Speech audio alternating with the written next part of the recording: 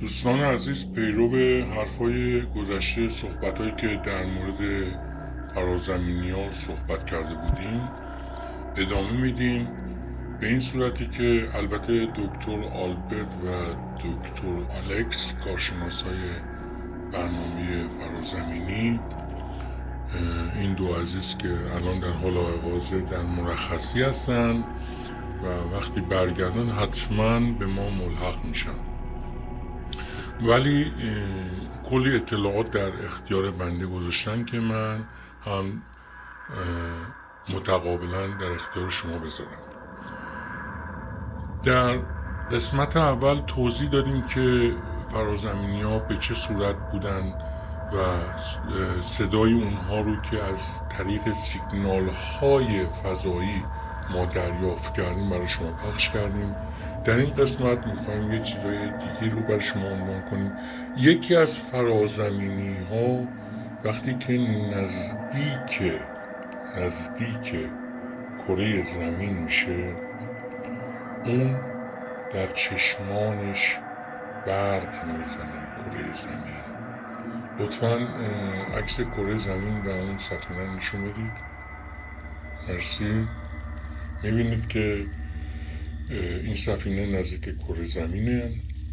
عکس بعدی لطفاً. ببینید این هست،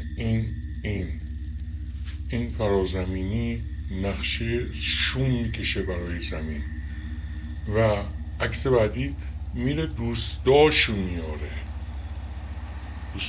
میاره و در یک مزرعه، عکس بعدی، سفینه رو فرود میارن به این صورت و پیاده میشن و در جنگل. حالا ما اجازه نداریم به لحاظ خیلی مسئله امنیتی بگیم در کدوم جنگل و در کدوم کشور، ولی اینها همه در این فکر بودن که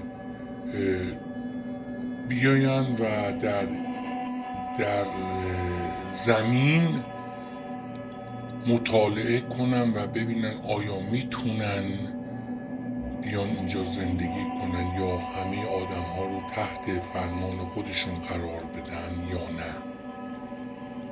هرچند که سفینه های اونا به اندازه چندین برابر سرعت نور حرکت میکرد و از کهکشان های خیلی دور، سیارات دور به سمت کره زمین می اومدن، ولی در نهایت